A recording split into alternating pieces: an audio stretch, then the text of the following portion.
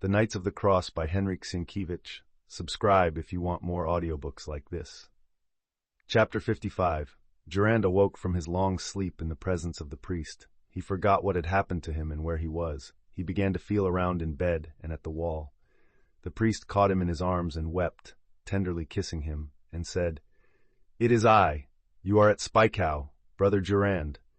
God tried you, but you are now among your own. Good people brought you here, brother, dear brother Durand." Then he repeatedly pressed him to his breast, kissed his brow and his hollow eyes, but Durand appeared to be stupefied and unconscious. At last he moved his left hand toward his head and brow, as though wishing to dispel the cloud of sleep and stupor from his mind. "Do you hear and understand me?" asked Father Caleb. Durand moved his head affirmatively. Then he stretched his hand toward the silver crucifix on the wall, which he had once taken from the neck of a powerful German knight, pressed it to his lips and heart, and then gave it to Father Caleb. "I understand you, brother," said the priest. "He remained with you. He is able to restore to you all you lost, just as he delivered you from captivity." Durand pointed with his hand heavenward, a sign that all will there be returned to him. Then his hollow eyes were filled with tears, and an indescribable pain was depicted upon his tortured face. Father Caleb, having observed his painful emotion, concluded that Danuska was dead. He therefore knelt at the bedside and said, "O Lord, grant her eternal rest in peace, and everlasting bliss be hers. Amen." Then Durand lifted himself up and began to twist his head and move his hand as though wishing to check the priest, but the priest did not understand. At that moment old Tolima entered, and with him were the garrison of the town, the former and present elders of the peasants of Zbykow, foresters, fishermen, etc., because the news of Durand's return had rapidly spread throughout Zbykow. They embraced his feet, kissed his hand, and bitterly wept when they saw the old and maimed cripple who looked like another being, not in the least the once invincible knight, the terror of the Knights of the Cross. But some of them, especially those who used to accompany him on his expeditions, were enraged. Their faces grew pale and determined. After a while they crowded together and whispered, pulled, and pushed each other.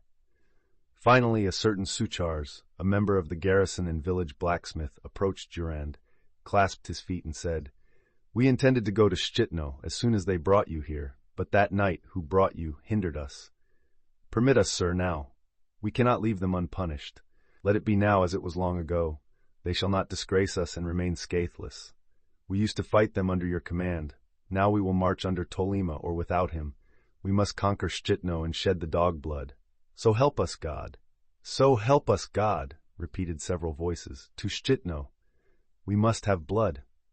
Forthwith a burning fire took hold of the inflammable Mazur hearts. Their brows began to wrinkle, their eyes to glisten. Here and there was heard the sound of gnashing teeth. But in a moment the noise ceased, and all eyes were turned toward Durand, whose cheeks reddened, and he assumed his wonted warlike appearance. He rose and again felt for the crucifix upon the wall. The people thought that he was looking for a sword. He found it and took it down. His face paled, he turned toward the people, lifted his hollow eyes heavenward, and moved the crucifix in front of him.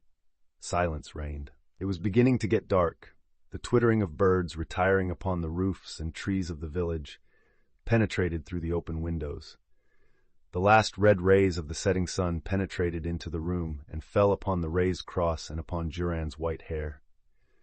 Suchars, the blacksmith, looked at Durand, glanced at his comrades, and looked again at Durand. Finally he bid them good-bye and left the room on tiptoe. The others followed suit. When they reached the courtyard they halted, and the following whispered conversation ensued. "What now?" "We are not going." "How then?" "He did not permit." "Leave vengeance with God. It is obvious that even his soul has undergone a change." It was so indeed. Those who remained were Father Caleb and old Tolima. Jagiełło with Sienkiewicz, who were attracted by the armed crowd in the courtyard, came to learn what was the matter. Jagiełło, who was more daring and sure of herself than her companion, approached Durand. "God help you, Knight Durand," she said. "We are those who brought you here from Prussia." His face brightened at the sound of her young voice. It was obvious that it brought back to his mind in proper order all the events which had happened upon the road from Szczytno, because he showed his thankfulness by inclining his head and placing his hand upon his chest several times. Then she related to him how they first met him, how Hlawa, the Bohemian, who was Zbyszko's armor-bearer, recognized him, and finally how they brought him to Spykow.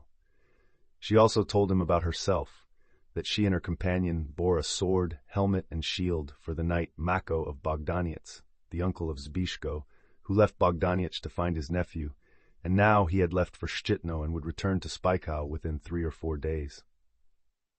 At the mention of Szczytno, Juran did not fall down, nor was he overcome as he was when upon the road to that place, but great trouble was depicted upon his face.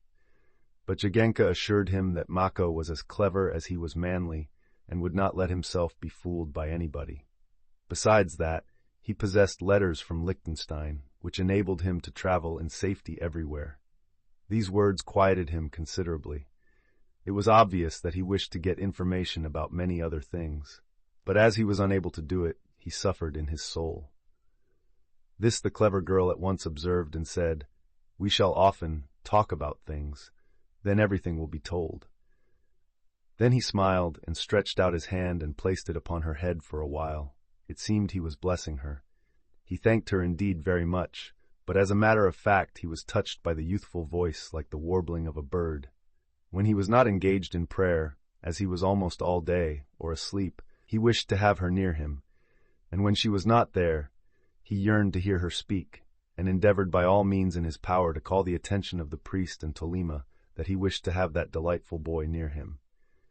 She came often, because her tender heart sincerely pitied him. Besides that, she passed the time in waiting for Mako, whose stay at Szczytno seemed to her uncommonly long. He was to return within 3 days, and now the 4th and 5th have passed by, and it is already the evening of the 6th, and he has not yet returned.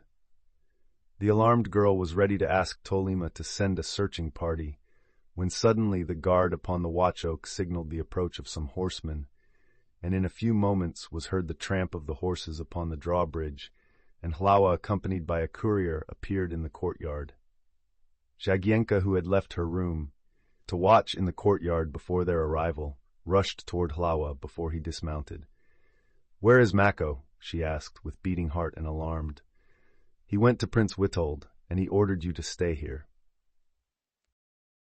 Remember to subscribe.